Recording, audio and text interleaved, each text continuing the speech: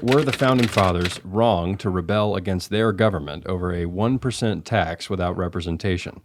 We are far from this, if you catch my drift. No, they were not wrong. They were Okay. they were absolutely right. Okay. And I'm glad you asked. I'm glad whoever asked this question.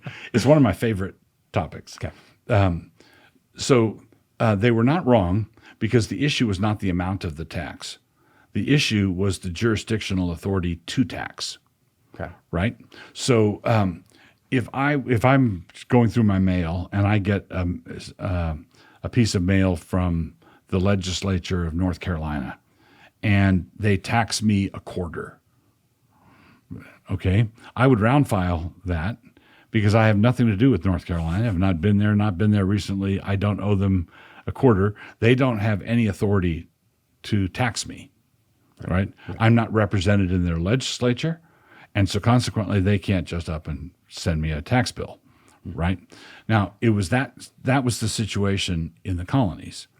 When the colonies were first planted in the 1600s, the king issued charters.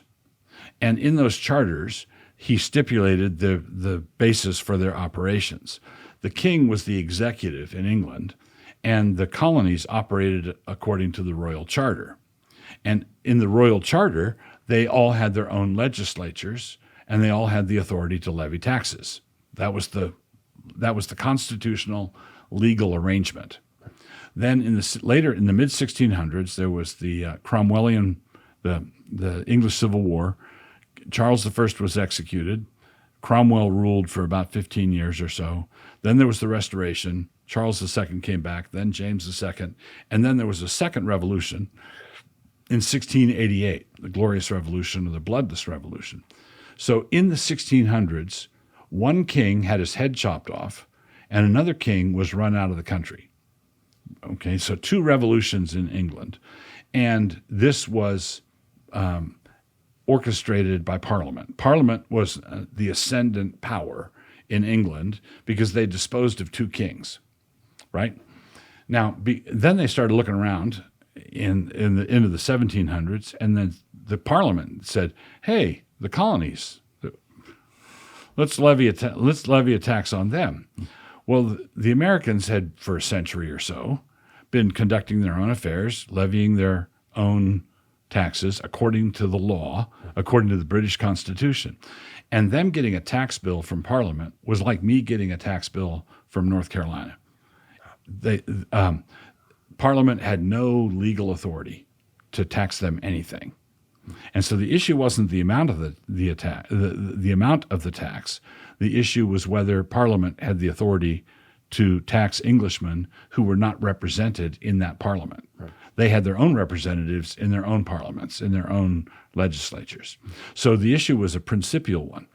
Edmund Burke, who, when the French Revolution broke out, Edmund Burke was opposed to that revolution from the get-go. He saw the radical principles involved in it, and he was opposed to it from day one. Edmund Burke was the father of modern conservatism. He was on the side of the American colonists. He said they're in the right. So the colonists were not trying to overthrow the British Constitution. They were the ones defending the British Constitution. And the second part of that question, we're far past that. Yes. How would you compare that? Yeah, we're to far past that, both in amounts, but also Right. in terms of jurisdictions and procedures. We are being taxed and harassed and regulated in all kinds of unlawful, ungodly ways. Yes. And so I guess that does lead to the question: what's the rightful response to that? If the Americans, the Founding Fathers, responded in the correct way, what should we do? I think that what needs to be done is Christians need to recover the doctrine of the lesser magistrates. Okay, this was Canon Press has published Vindiciae Contra Tyrannos, which is the work of a 16th century Huguenot on biblical basis for resistance to tyranny. We've also published Lex Rex from the next century by Samuel Rutherford, who was arguing the similar point. And Calvin, in Book 4 of the Institutes, argues for the doctrine of the lesser magistrates, where governors and lower government officials have a responsibility to protect the people from encroachments from on high.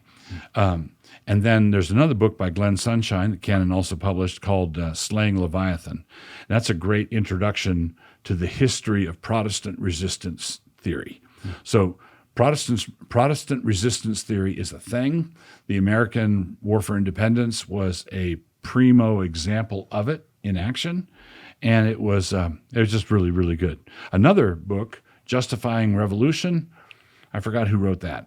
It's just out in the last year or so, and it's an examination of what American preachers and pastors were teaching during the War for Independence. It's a very good book. That's great. And most of those are available at canonpress.com. So Yeah. check those out.